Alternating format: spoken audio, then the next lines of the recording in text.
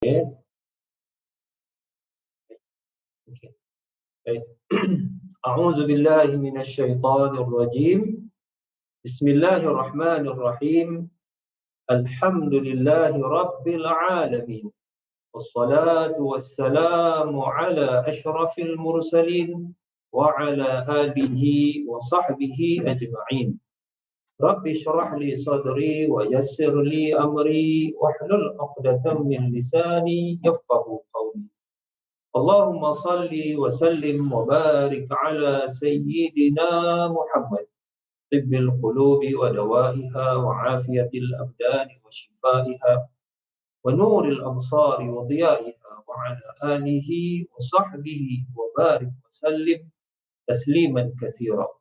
Allahumma aftah lana abwabal khair wa abwabal barakah wa abwabal ni'mah وأبواب الرزق وأبواب الصحة وأبواب السلامة وأبواب القوة وأبواب العلم وأبواب الجنة. Ya Allah, bukakanlah kepada kami segala pintu-pintu rahmat-Mu, segala pintu-pintu kebaikan, keberkatan, kenikmatan.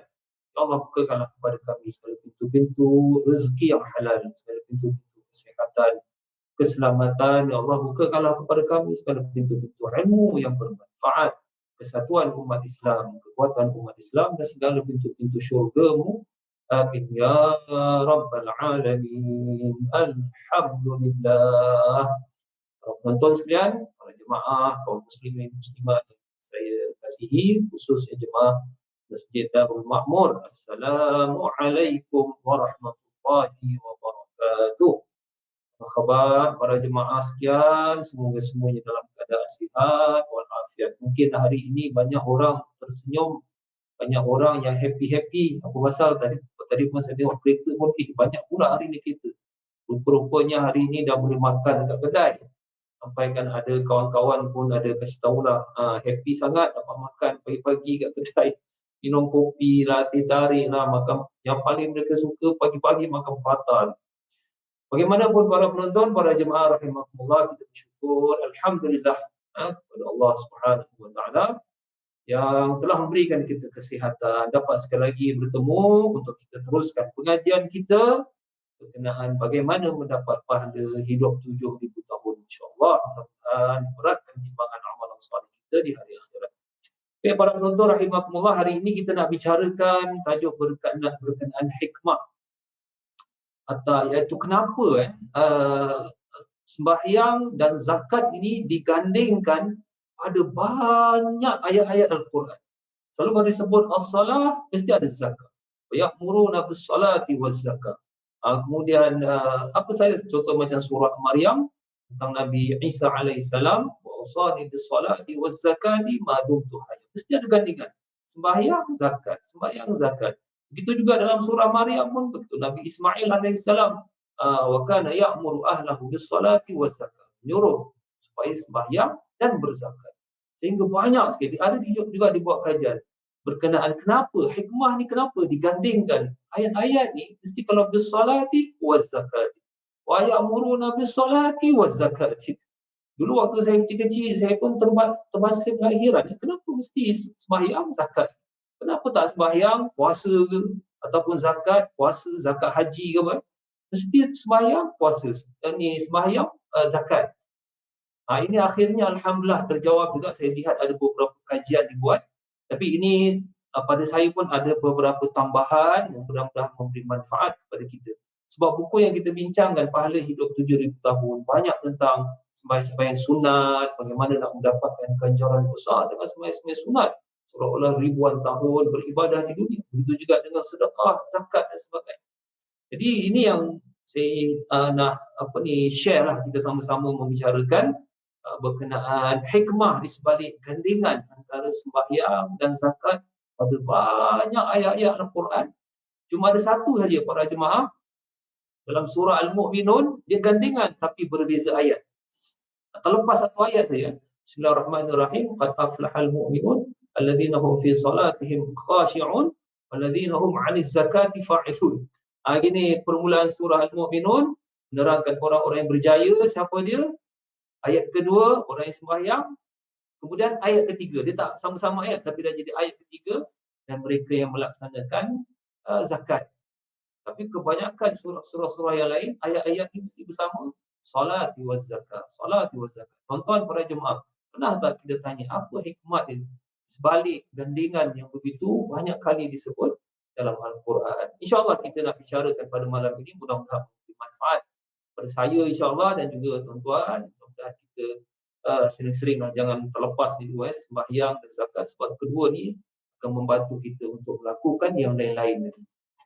Baik, kita mulakan pengajian kita dengan membaca surah Al-Fatihah. Mudah-mudahan Allah Subhanahu wa taala menjadikan kita golongan yang rajin sembahyang dan tidak lokek untuk mengeluarkan zakat dan sedekah.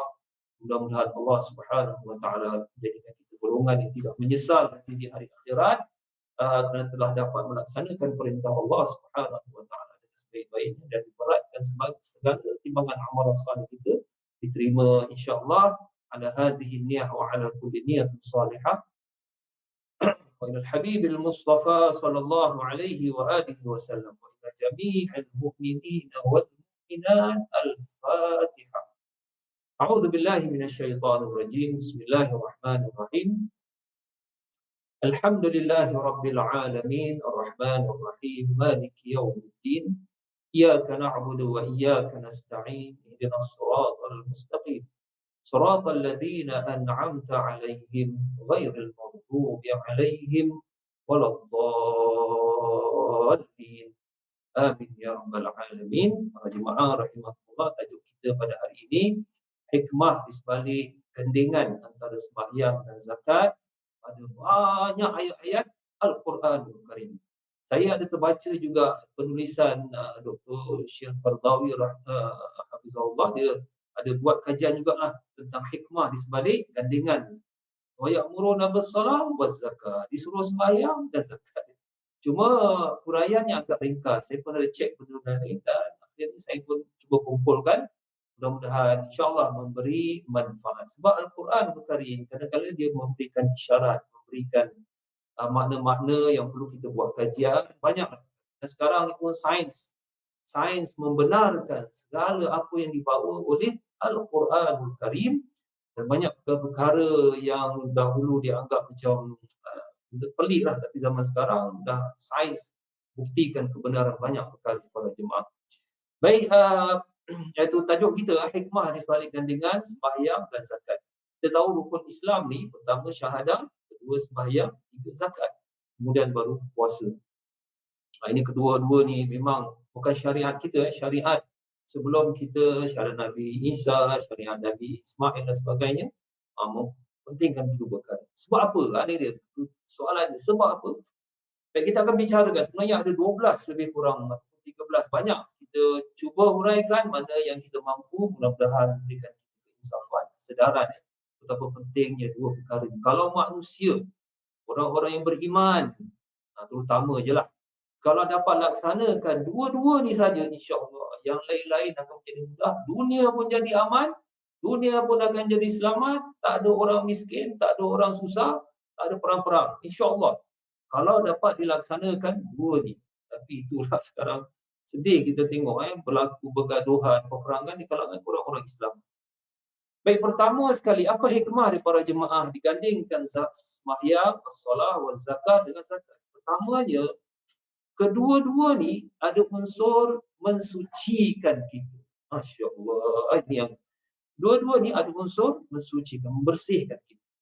Baik, pertama tentang sembahyang. Sembahyang sebagaimana Rasulullah SAW ibarat kita sembahyang satu hari 5 kali ni, seperti orang yang tinggal satu rumah di belakangnya ada sungai, yang mana tiap-tiap hari dia mandi dekat sungai itu 5 kali. Jadi Rasulullah bertanya dengan sahabat, adakah kamu melihat pernah mandi satu hari 5 kali? Adakah kotoran pada badan? Sahabat mengatakan sudah tentu tak ada. Maka begitulah orang yang sembahyang satu hari 5 kali dengan betul, insya-Allah bersih dirinya, semuanya daripada dosa-dosa dan sebagainya. Jadi mensucikan kita daripada dosa. Begitu juga zakat. Zakat juga ada unsur mensucikan kita. Bagaimana firman Allah Subhanahu wa taala, "Khudh min amwalihim shadaqah tutahhiruhum wa tuzakkihim biha." Mana ambillah daripada sebahagian daripada harta iaitu tujuan untuk berzakat dan juga untuk bersedekah kalau perlu. Tahiruhum, membersihkan harta mereka daripada mungkin ada terambil dan sebagainya, sucikan mereka diri mereka, yuzakkihim, membersihkan. Jadi Masya Allah, kedua-dua ni ada unsur apa? Membersihkan, mensucikan daripada dosa, kesalahan dan sebagainya. Sebab harta ni pun para jemaah, kadang-kadang kita pun tak perasan. Ada orang kasih duit, hadiah, okeylah. Tapi rupa-rupa duit ni alamak, dengar lain macam lah duit ni. Kadang-kadang kita bekerja dengan mungkin ada yang kurang sedap dan sebagainya, kita pun kurang pasti. Jadi ini zakat dan juga sedekah membersihkan, insya-Allah. Tapi jangan pula mentang-mentang macam itu buat bisnes tak halal, habis okey kita nak dapat duit ni, kita zakat, duit jadi bersih, tak boleh lah.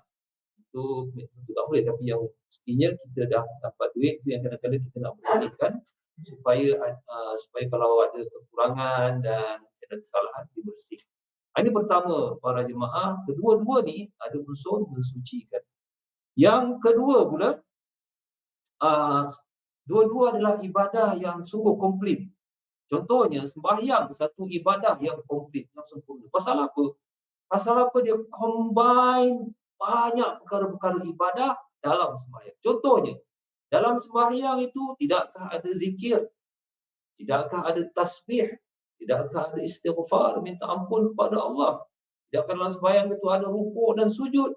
Tidak dalam sembahyang itu kita menghadap Allah, perhambaan kita kepada Allah. Tidakkah dalam sembahyang itu ada baca Quran? Tidakkah dalam sembahyang itu kita perlu kadang-kadang mesti berjamaah di masjid?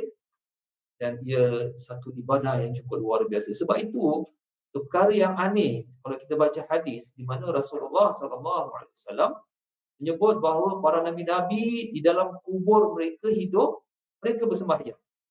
Saya pun heran pada awal ini hadis sahih. Para nabi-nabi dalam kubur mereka hidup, cara mereka wallahu alam macam mana. Tapi yang saya hairan, kenapa disebutkan mereka bersembahyang? Kenapa tak mereka baca Quran ke, mereka berzikir ke? Sebabnya apa? Sebab sembahyang tu satu ibadah yang komplit. Sebab dalamnya ada zikir, dalamnya ada tasbih, dalamnya ada selawat, dalamnya ada doa, dalam semua ada baca Quran dan juga berjamaah masjid dan sebagainya. Jadi sebab itu hikmah, sebab apa para nabi-nabi dalam kubur sembahyang, sebab dia komplit ibadah.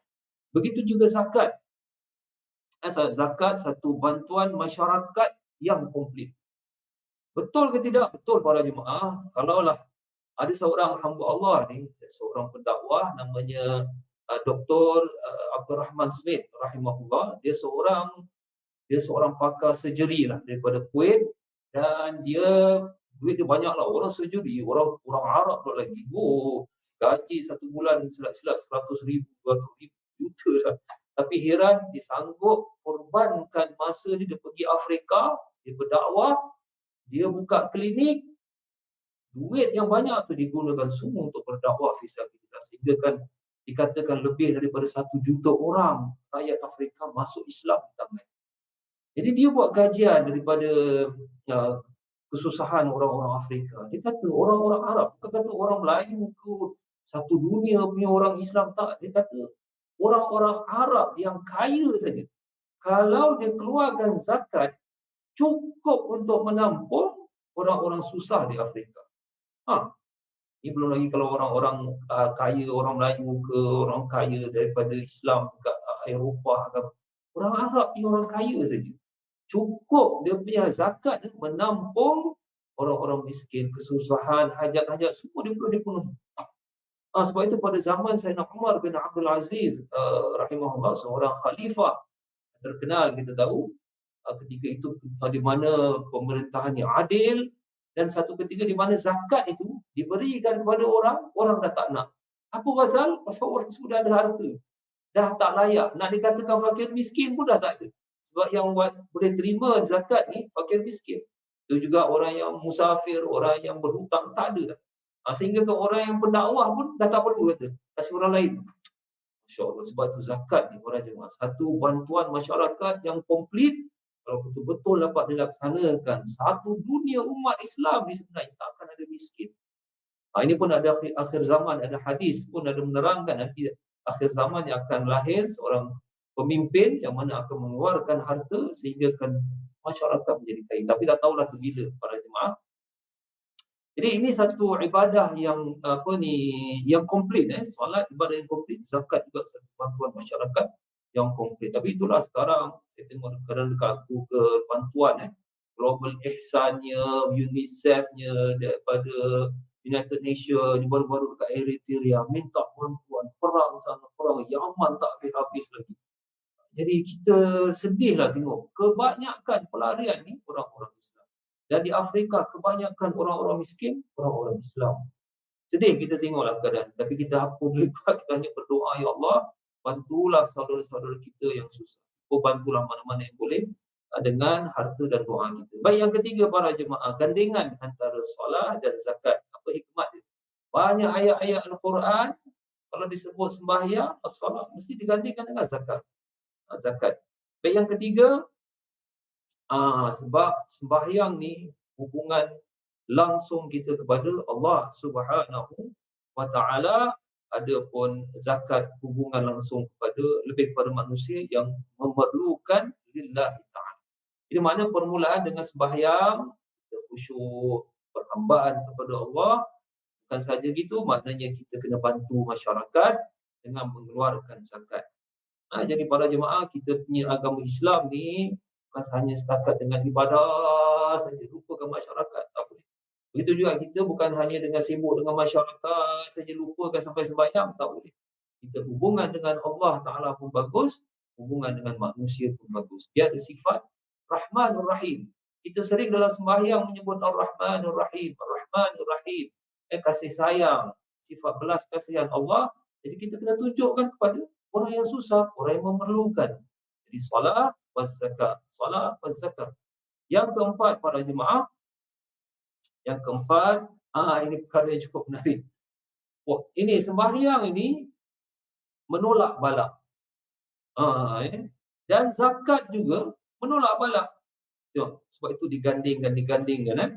Apa bukti bahawa solat ini menolak bala? Firman Allah Subhanahu wa taala, "Ista'inu bis-sabri was-salah." Hendaklah kamu mintalah bantuan kalau nak menyelesaikan masalah musibah yang sekarang menimpa di para jemaah Covid. Kita pun tak tahulah. Ini mudah-mudahan biar Covid habis-habis, jangan pula Covid lain. Covid dah habis, Covid pula. Covid ke apa macam-macam nama. Kita pun jadi bingung dia buat je. Jangan pula nanti kena vaksin lagi. Ya Allah, ada macam-macam vaksin dah. Jadi salat menolak bala, dalilnya apa? Wasta'inu bis-sabri was-salah. Minta bantuan dengan sabar, ujian yang menimpa, dan sembahyang. Sebab sembahyang saya dah terangkan tadi, satu ibadah yang komplit, mana bersama-sama kalau seorang malam, kalau berjamaah di masjid ataupun berjamaah dengan family, kita minta kepada Allah supaya diselesaikan masalah umat manusia hari ini. Dan sembahyang juga para jemaah, insya-Allah dikabulkan hajat-hajat kita. Jadi zakat juga menolak bala. Apa dalilnya? Dalilnya sebagaimana sabda Rasulullah SAW, "Ahsinu amwalakum biz-zakat."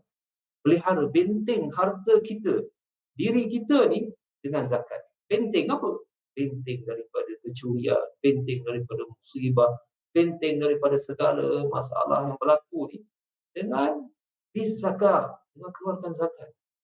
Dia satu perkara yang aneh tentang agama Islam. Kita ni kalau mengeluarkan zakat, sedekah, dia ada pulangan. Dia la yanqusu malun min sadaqah. Dia tidak akan berkurangan harta orang yang berzakat atau harta orang yang sedekah.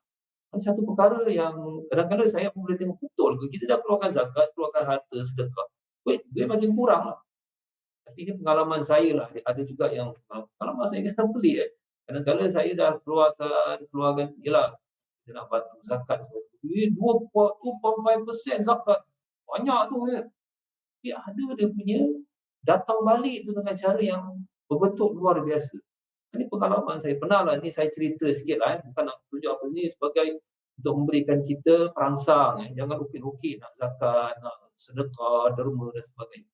Ada saya jumpa seorang hamba Allah dan saya pun tak pernah jumpa siapa orang ni di masjid.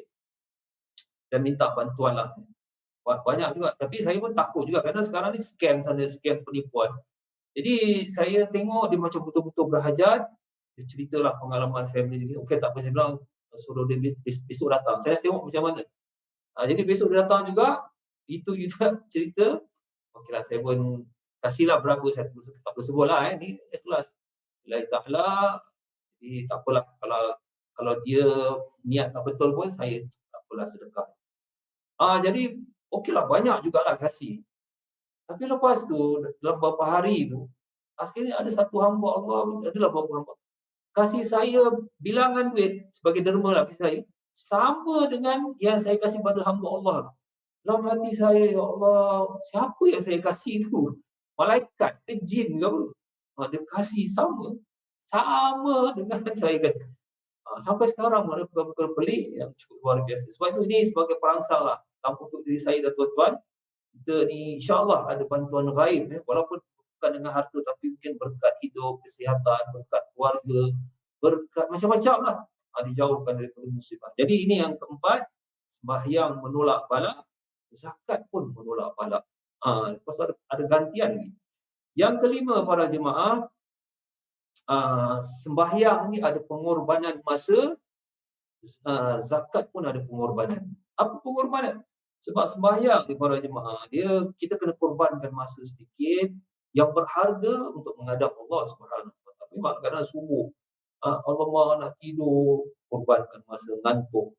Kadang-kadang kena sembahyang berjamaah, sembahyang Jumaat, korbankan masa. Kadang-kadang sembahyang berjamaah, korbankan masa untuk sembahyang. Jadi korbankan sedikit masa yang berharga menghadap Allah Subhanahu Wa Taala. Zakat pun ada pengorbanan harta. Jadi masa ini harta sedikit yang berharga untuk masyarakat lillahi ta'ala. Jangan kena sebut lillahi ta'ala bukan kerana nak menunjuk-nunjuk. Ini semua lillahi ta'ala. Jadi ada pengorbanan masa sembahyang dan zakat. Dia tak ada pengorbanan masa pun, dia pengorbanan harta yang sedikit yang berharga hanya untuk masyarakat lillahi ta'ala. Yang keenam para jemaah, Masya Allah, ni yang keenam, sembahyang ni serta sembahyang sunat, kalau kita rajin, insya-Allah pahalanya boleh mencapai syurga para nabi dan rasul alaihi wassalatu wassalam. Ini sebagaimana ada hadis menyebut di mana ada seorang sahabat Nabi alaihi salatu wassalam bertanya, ya Rasulullah, as'aluka murafaqataka fil jannah. Ya Rasulullah, saya minta kalau dapat bersama kamu ya Rasulullah dalam syurga. Jadi Rasulullah bertanya, adakah soalan yang lain, permintaan yang lain? Sahabat tak? Tak nak.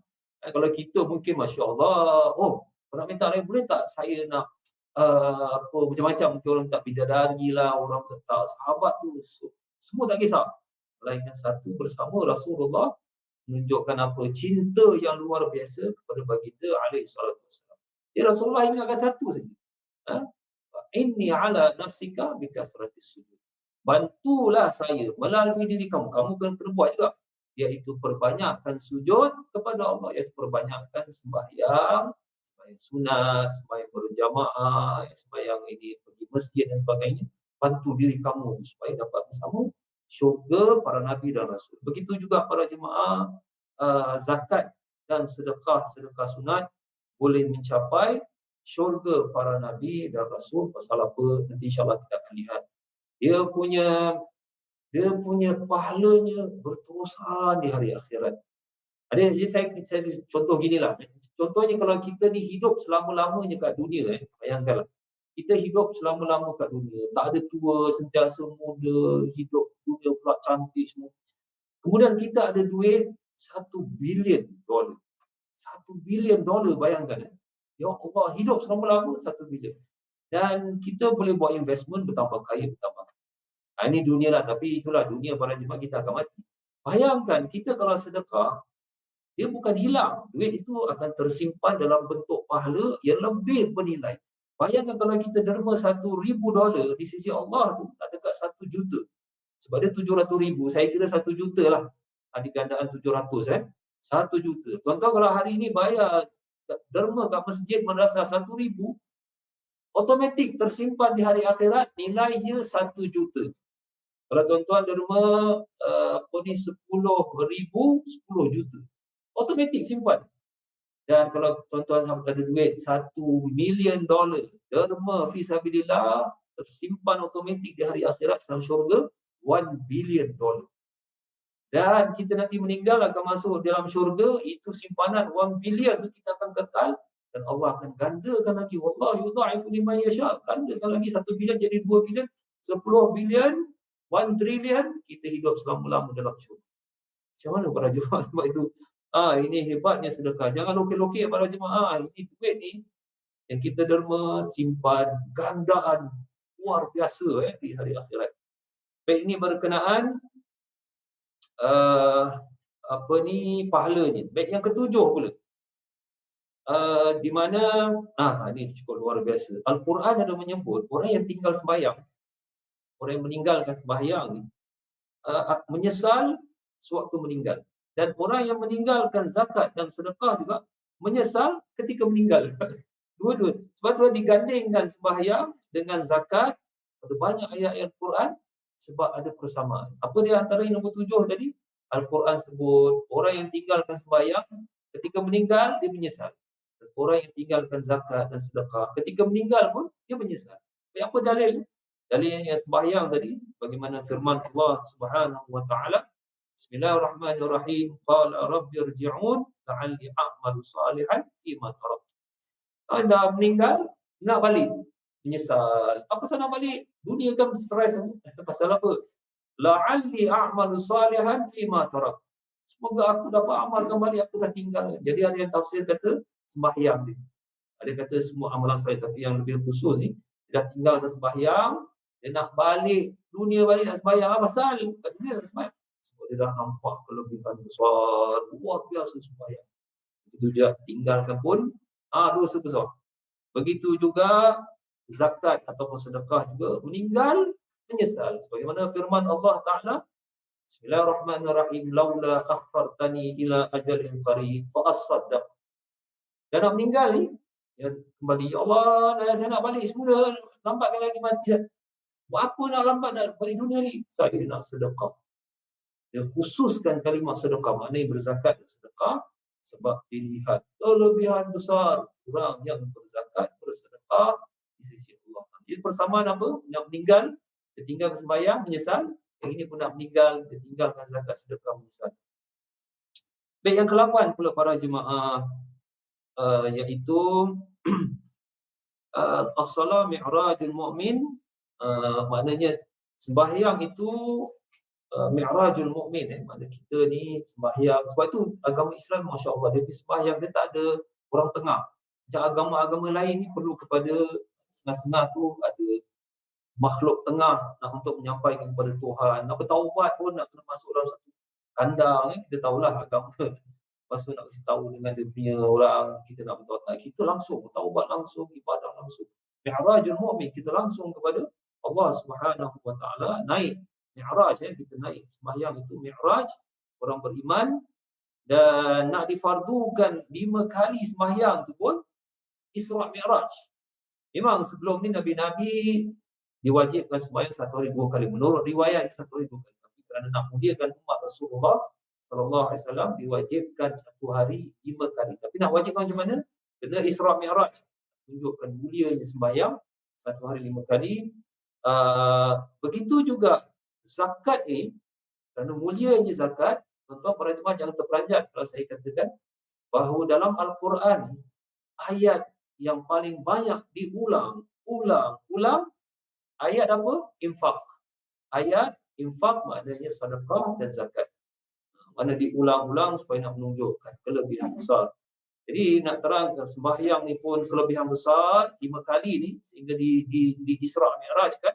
Begitu juga zakat dan sedekah diulang-ulang, kalimat infak, nafaqah diterangkan untuk nak menerang kelebihan besar. Yang ke-9 para jemaah, 9 salat bagi orang yang bermasalah benar-benar beri ketenangan. Ini saya nak terangkan di persamaan ni. Sembahyang ni memang betul lah. Kalau kita ada masalah berat, ada orang ni tekanan, stres.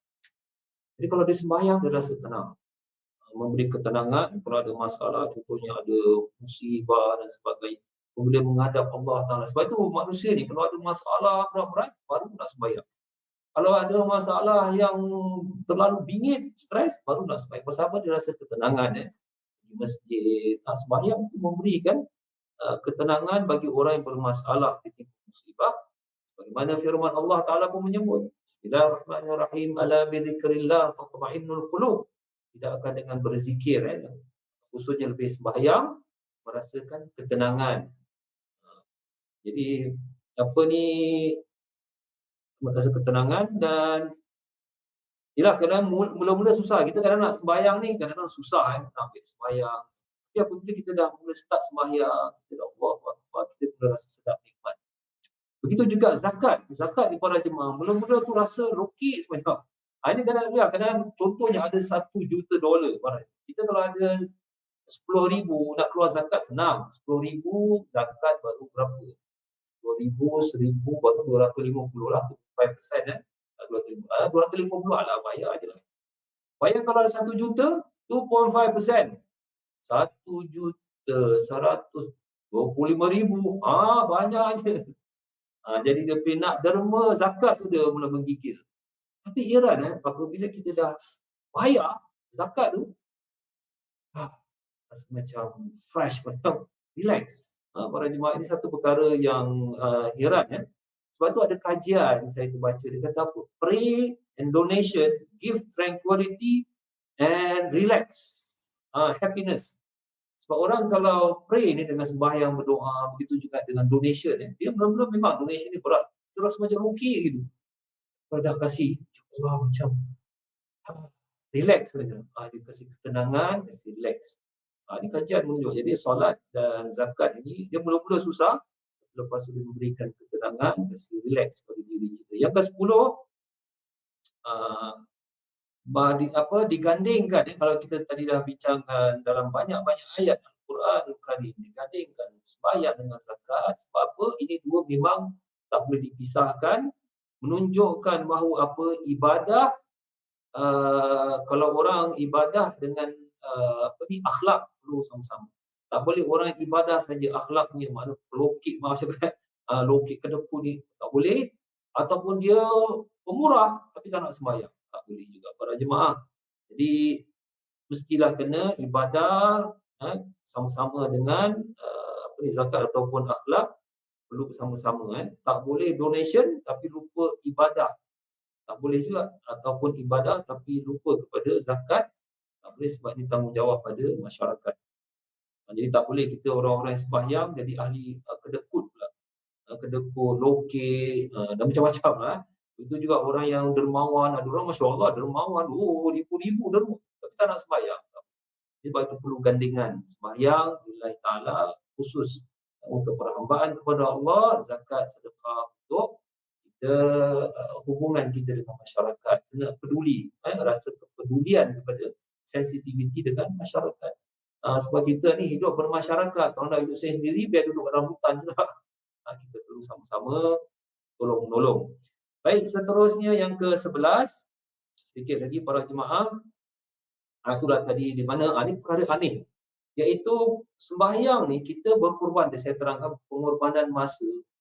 Yang heran ni Allah Ta'ala akan gantikan dengan lebih baik. Begitu juga zakat. Zakat ni pengorbanan harta, nanti Allah akan gantikan dengan rezeki dan kebaikan yang lebih baik. Saya kasih contoh macam inilah di antara pengalaman saya sebelum kita akhiri. Mungkin tuan-tuan pun ada pengalaman, tapi kita share lah.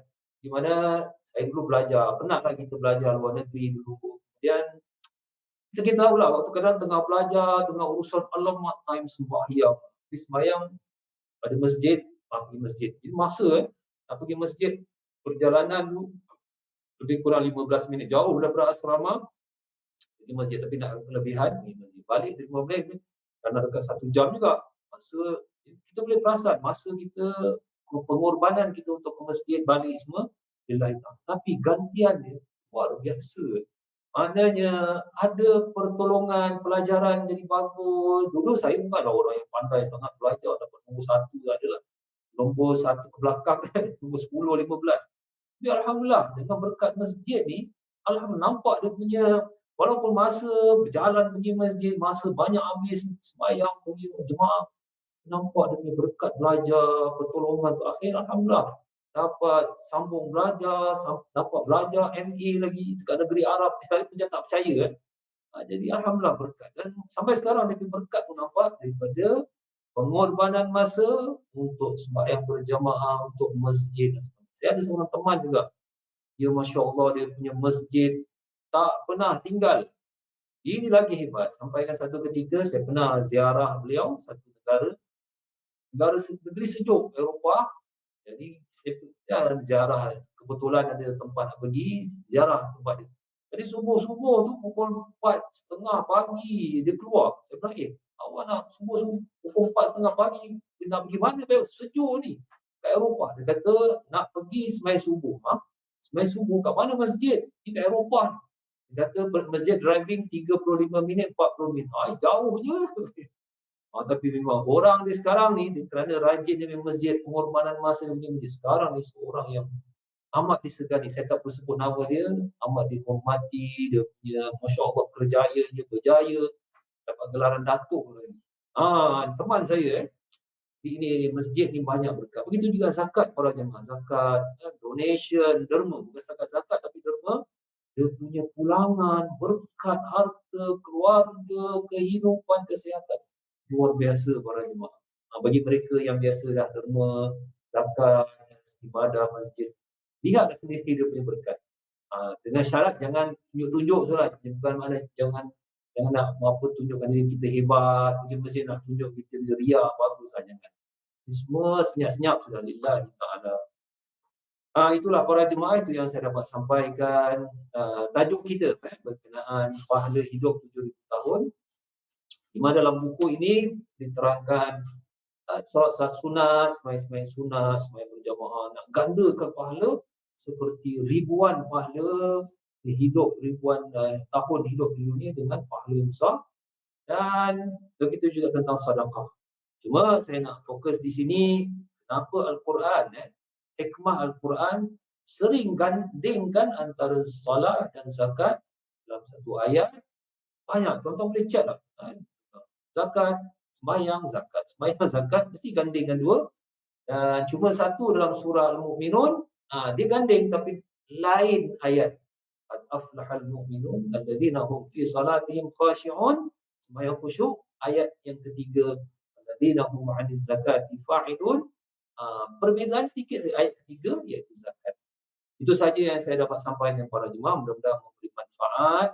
Dan daripada dua inilah orang yang sembahyang jaga pengorbanan dia, zakat dia, pengorbanan dapat dilakukan. InsyaAllah para jemaah, dunia akan aman, dunia tak ada orang miskin. Betul? Ini kajian yang dibuat ramai orang-orang saleh, orang kaji zakat ni kalau betul-betul diambil daripada orang-orang kaya Islam seluruh dunia, 2.5%, bukan 1%. Ini ada orang nak lari daripada zakat.